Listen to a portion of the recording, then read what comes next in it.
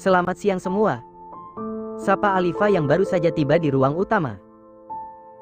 Karena sudah terbiasa, Alifa tidak pernah canggung saat bertamu ke kediaman Marcelo dan Marisa.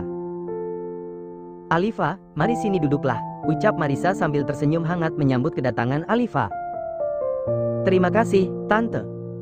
Alifa pun duduk tak jauh dari si kembar Marvel dan Melvin.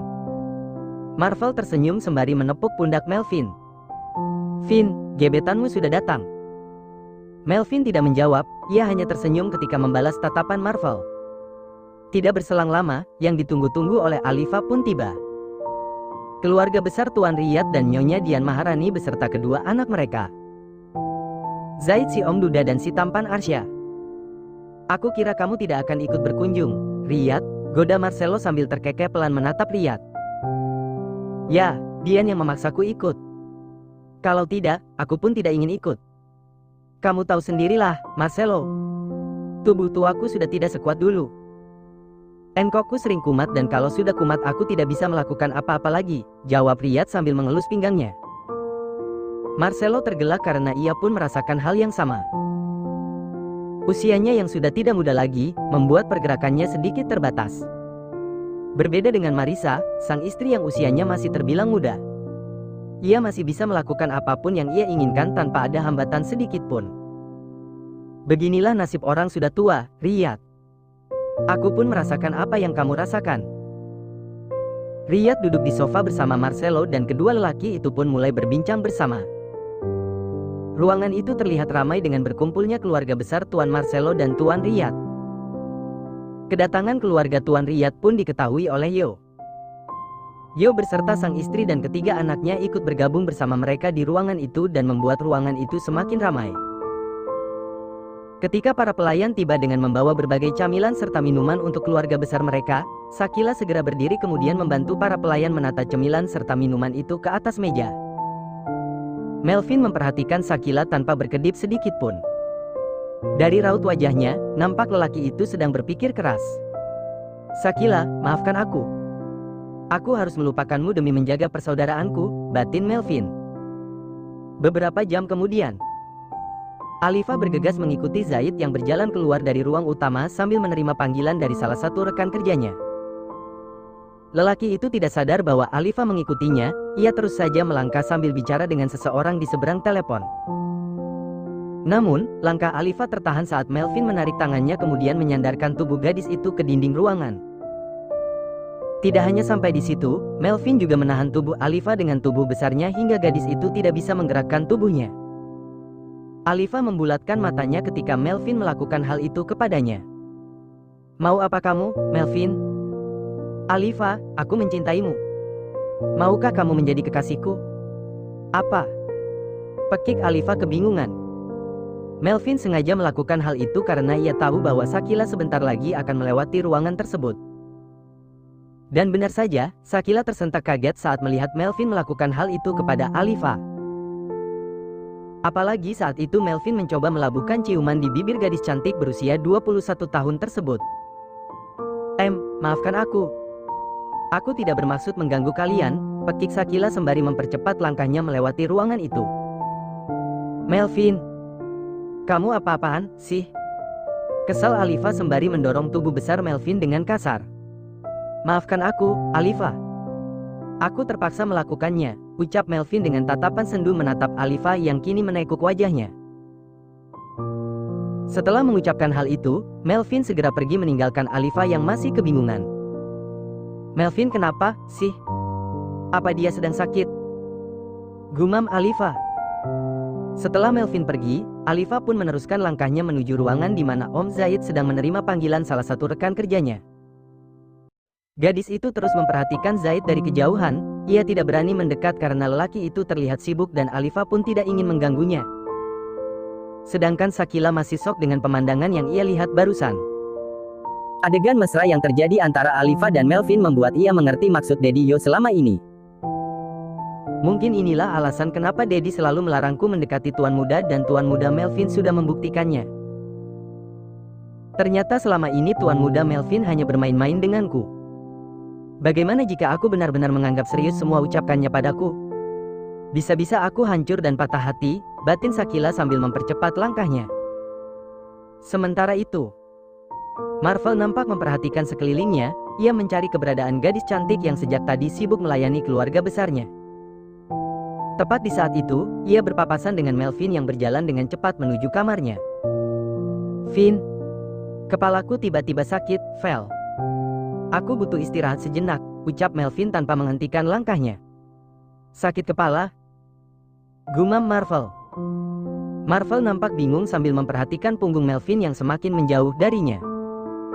Selama ini apapun yang dirasakan oleh Melvin pasti akan berdampak padanya.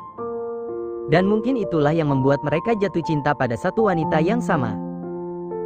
Dylan duduk di kursi kesayangannya sambil memperhatikan plester luka bermotif bunga-bunga yang masih melekat di lengan kanannya. Saat itu tangan kemeja yang ia kenakan sengaja ia gulung agar plester luka tersebut terlihat dengan jelas. Ekspresi wajah Dylan saat itu sangat sulit dijelaskan. Ada perasaan bahagia, bimbang dan sedih, semuanya bercampur menjadi satu. Ya, Tuhan. Apakah ini yang dinamakan jatuh cinta? Kalau benar, itu artinya aku dalam masalah besar. Masa iya aku harus jatuh cinta pada bocah ingusan seperti dia? Apa-apa serba Hello Kitty. Jangan-jangan setelah aku hadir dalam hidupnya, aku pun akan disulapnya menjadi Dylan Kitty. Dylan memijit pelipisnya sambil bergumam ria. Tiba-tiba pintu ruangan itu diketuk oleh seseorang dari luar. Dylan terkejut dan segera menyembunyikan plester yang menutupi lukanya.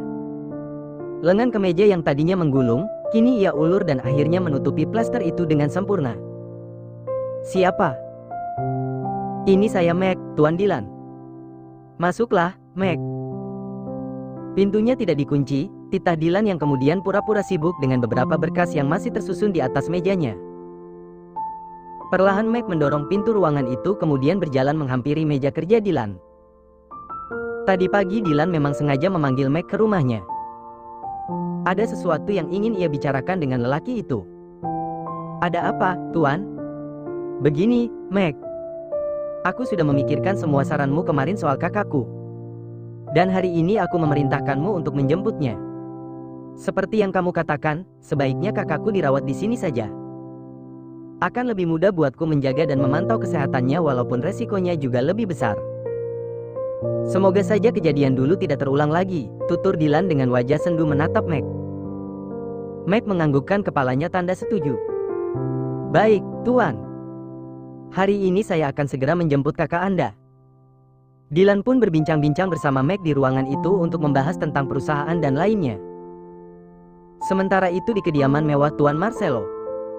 Sementara semua orang masih berkumpul dan bersenang-senang di dalam mansionnya, Maria masih duduk di luar dengan wajah cemberut. Entah mengapa hari ini mood Maria benar-benar sedang tidak baik. Maria meraih ponselnya kemudian membuka daftar kontak. Ia menatap sebuah kontak yang bertuliskan nama Om Udin di layar ponsel berwarna pink dengan kombinasi putih tersebut dengan seksama. "Hubungi, tidak, ya?" Maria nampak menimbang-nimbang dan wajahnya terlihat ragu. "Aduh, kenapa Om Udin bikin aku jadi begini, ya? Tiba-tiba saja aku ingin bertemu dengannya tanpa alasan yang jelas," gumam Maria. "Hubungi, tidak, hubungi, tidak. Ah, masa bodoh. Hubungi saja," ucapnya sembari menekan tanda panggil di layar ponselnya. Pak Udin yang sedang asik membersihkan mobil mewah milik Dylan, tiba-tiba dikejutkan dengan nada dering suara pekikan Nyai Kunti dari ponselnya.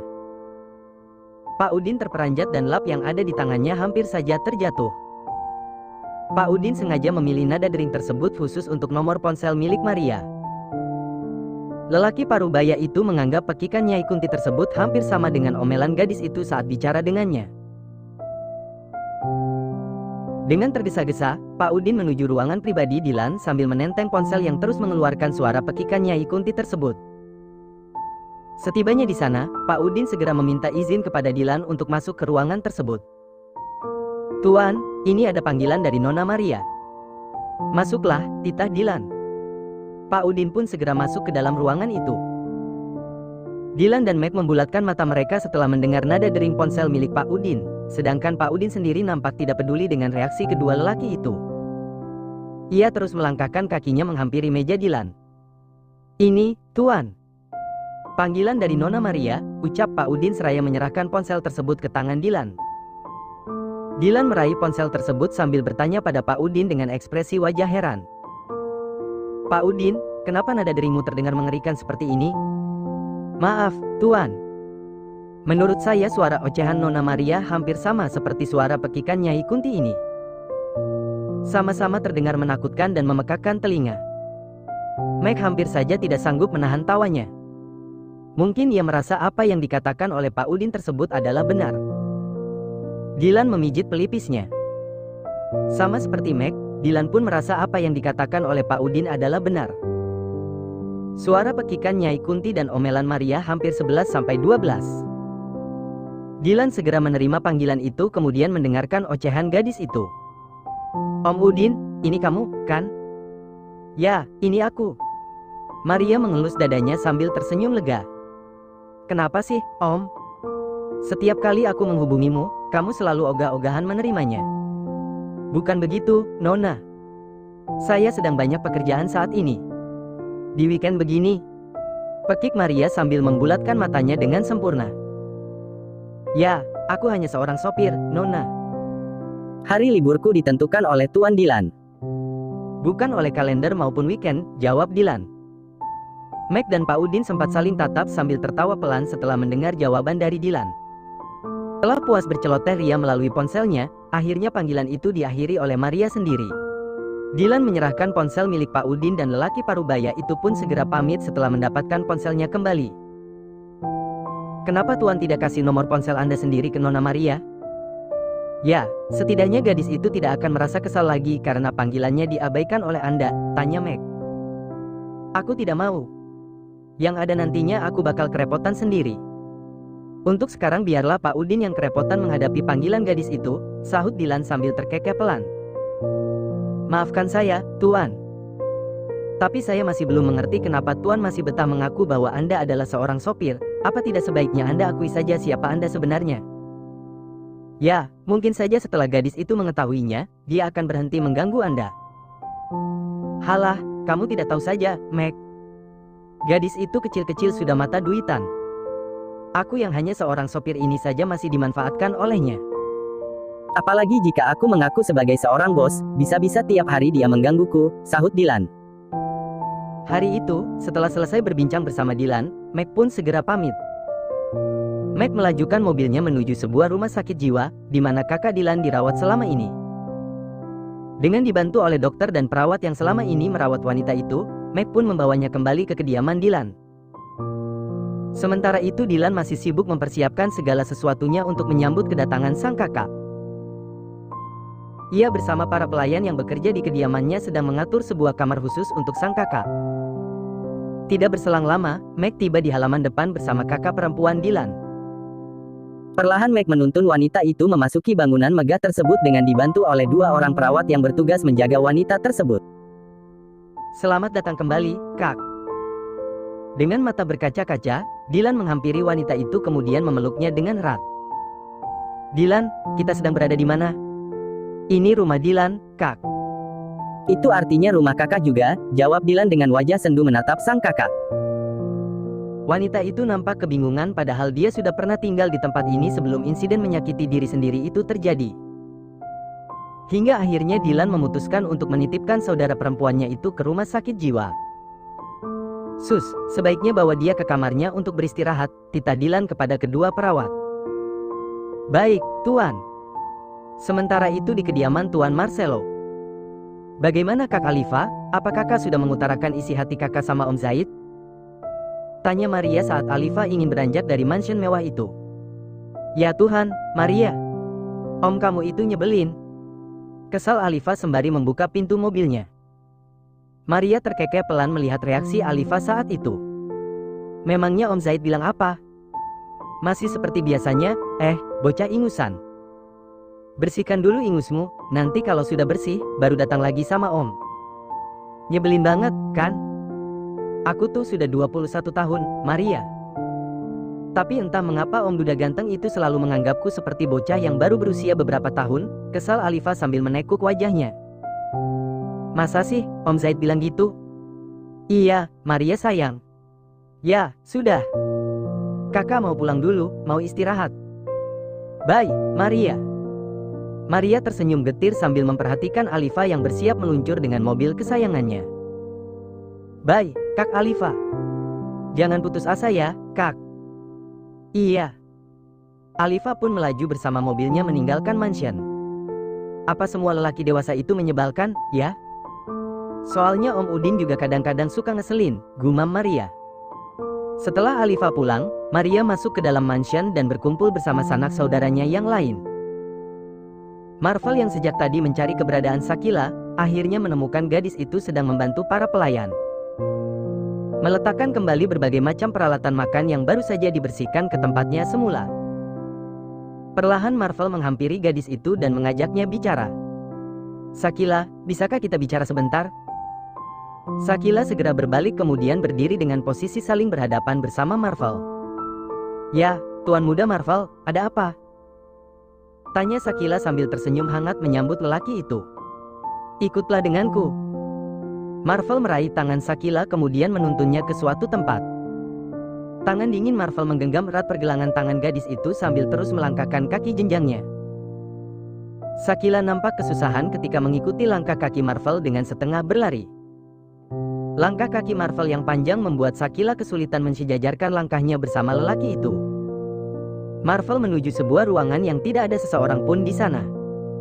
Hanya dia dan gadis itu, Shakila. Ada apa, Tuan? Tanya Shakila dengan terbata-bata. Shakila, ada sesuatu yang ingin kutanyakan padamu dan kuharap kamu bisa berkata jujur padaku, ucap Marvel sembari menatap lekat kedua bola mata indah milik Shakila. Baiklah, Tuan. Hufet. Terdengar Marvel menghembuskan napas beratnya, masih menatap lekat gadis yang sedang berdiri di hadapannya dengan wajah cemas. Aku ingin bertanya tentang Melvin padamu, Shakila. Apa benar selama ini Melvin menyukaimu? Shakila terdiam sejenak dengan mata fokus menatap lelaki yang ia kenal pendiam itu. Sebenarnya aku tidak tahu, Tuan. Mungkin Tuan Melvin sering mengatakan bahwa dia menyukaiku tapi aku tidak yakin itu benar. Mungkin dia hanya sekedar main-main saja, sahut Shakila. Marvel tersenyum getir sambil memperhatikan wajah cemas Shakila saat itu. Dan kamu? Apakah kamu juga menyukainya? Shakila menggelengkan kepalanya cepat. Tidak, Tuan. Aku tidak berani, jawabnya. Pertanyaanku, kamu menyukainya atau tidak? Marvel memegang kedua pundak gadis itu dengan sorotan tajam menatap kedua netra indah milik Shakila. Tidak, sahut Shakila mantap. Apa kamu serius? Marvel masih tidak percaya dengan apa yang ia dengar. Ya, aku serius, Tuan. Bukankah tadi kamu ingin aku berkata jujur? Sekarang aku sudah mengatakan yang sebenarnya bahwa aku tidak memiliki perasaan apapun terhadap Tuan Muda Melvin. Marvel melepaskan genggaman kedua tangannya di pundak Shakila sambil tersenyum tipis. Shakila, aku. Marvel terdiam sejenak sambil terus menatap wajah Shakila sedangkan gadis itu nampak serius memperhatikan. Aku menyukaimu, Shakila. Shakila begitu terkejut mendengar pengakuan Marvel. Ia hampir tidak percaya dengan ucapan lelaki itu. Walaupun Shakila tahu bahwa selama ini Marvel tidak pernah sekalipun berkata bohong. Tuan, aku. Shakila tidak tahu harus bagaimana. Apakah ia harus senang atau malah sebaliknya? Aku serius, Shakila. Tapi kata Dedi. Ucapan Shakila tertahan. Apa yang dikatakan oleh Om Yo padamu, Shakila? Shakila menelan salivanya dengan susah payah. Ia ingin berkata jujur, tetapi ia takut Marvel akan marah. Shakila, nada suara Marvel terdengar naik karena Shakila hanya diam dan tidak mau menjawab pertanyaannya. Maafkan aku, Tuan Marvel. Tapi aku rasa, aku tidak pantas mendapatkannya. Keluarga kami hanya sebagai pengabdi untuk keluarga kalian dan tidak sepantasnya jika aku mengharapkan sesuatu yang melebihi batasanku, lirih Shakila. Astaga. Marvel mengusap wajahnya dengan kasar. Sekarang ia tahu mengapa Shakila selalu menjaga jarak darinya. Kenapa pikiran kalian kolot sekali, Shakila? Dedi dan momiku tidak pernah menganggap kalian seperti itu. Bagi kami, kalian adalah bagian dari keluarga besar kami. Momi bahkan sangat menyayangimu sama seperti dia menyayangi Maria, tutur Marvel. Shakila terdiam dengan kepala tertunduk menghadap lantai di ruangan itu. Marvel meraih wajah Shakila yang tertunduk, kemudian mereka pun saling bertatapan satu sama lain. Shakila, Daddy ingin aku segera menikah dan Daddy bahkan sudah mempersiapkan calon untukku. Tapi aku tidak mau, aku akan menikah tetapi dengan gadis pilihanku dan aku ingin membawamu ke hadapan Daddy sebagai calon istriku. Bagaimana, Shakila? Tetapi, Tuan. Aku. Ucapan Shakila terhenti karena Marvel menutup bibir gadis itu dengan jari jemarinya. Aku tidak ingin mendengar kata tapi, Shakila, bisiknya dengan lembut di samping telinga gadis itu. Marvel menyentuh dan mengelus bibir mungil Shakila dengan jari jemarinya. Bibir yang dipoles dengan lip tint berwarna pink tersebut terlihat begitu menantang dan membuat naluri Marvel sebagai seorang laki-laki bangkit. Ia ingin mencicipi bibir mungil itu, tetapi ia kembali teringat bahwa dirinya dan Shakila bukanlah pasangan halal. Aku tidak akan pernah menyentuhmu sebelum kamu sah menjadi milikku, Shakila, ucap Marvel sambil tersenyum hangat menatap Shakila. Shakila hampir saja pingsan karena Marvel, sang lelaki pujaan, berada sedekat itu dengannya. Apalagi lelaki itu hampir saja menautkan bibir mereka berdua. Beruntung Marvel tidak jadi melakukannya. Jika seandainya lelaki itu benar-benar menautkan bibir mereka, mungkin Shakila akan benar-benar jatuh pingsan. Shakila lega sekaligus bangga karena Marvel masih bisa mengontrol hasratnya. Lelaki itu begitu menjunjung tinggi kehormatan seorang wanita. Shakila, kamu di mana? Samar-samar terdengar suara Lea memanggil nama Shakila dari kejauhan. Maafkan aku, Tuan. Aku harus pergi, ucap Shakila sembari berlari kecil meninggalkan Marvel yang masih terdiam sambil memperhatikannya. Beberapa hari kemudian. Entah kenapa aku begitu penasaran sama si Om Udin. Dia beneran sudah kawin atau cuma bohongin aku aja, ya? Secara dia itu ganteng banget, aku jadi penasaran secantik apa istrinya, coba. Apakah istrinya jauh lebih cantik dan lebih imut dariku? Aku harus cari tahu. Kalau tidak, bisa-bisa aku mati gara-gara penasaran. Gumam Maria saat mengenakan seragam putih abu-abu kebanggaannya. Setelah selesai berpakaian dan berhias ala-ala remaja, Maria pun bergegas meraih tas ransel serta kunci motor matic kesayangannya. Sambil berlari kecil, Maria menuju ruang makan, di mana Mommy dan Dedinya sudah menunggu. Selamat pagi, Mommy, Dedi. Maria mencium kedua pipi Marisa kemudian beralih ke pipi sang Dedi yang sudah mulai keriput. Kami tidak dicium juga? Tanya Melvin sambil memperhatikan Maria yang melabuhkan ciuman di pipi tua Marcelo. Gak ah, sahut Maria acuh. Kamu kejam? Biarin. Sarapan pagi keluarga Marcelo pun dimulai dan mereka berlima begitu menikmatinya. Setelah beberapa saat, sarapan mereka pun selesai. Sebelum Maria berangkat, Marcelo mulai berucap kepada gadis itu. Hei, gadis Dedi. Malam ini lelaki yang ingin melamarmu akan berkunjung ke mansion kita. Jadi, persiapkan dirimu, ucap Marcelo. Apa? Pekik Maria dengan netra membulat sempurna. Kenapa kaget begitu? Bukankah Dedi sudah pernah bilang sebelumnya bahwa Dedi akan segera menikahkanmu setelah sekolahmu usai, ucap Marcelo dengan tenangnya. Astaga, Dedi apa-apaan sih? Jadi, Maria tidak lanjut kuliah, begitu? Kamu bisa lanjutkan kuliahmu setelah menikah. Lagi pula yang akan menjadi suamimu, kan bukan orang sembarangan, sahut Marcelo. Heh, Dedi ngeselin. Protes Maria.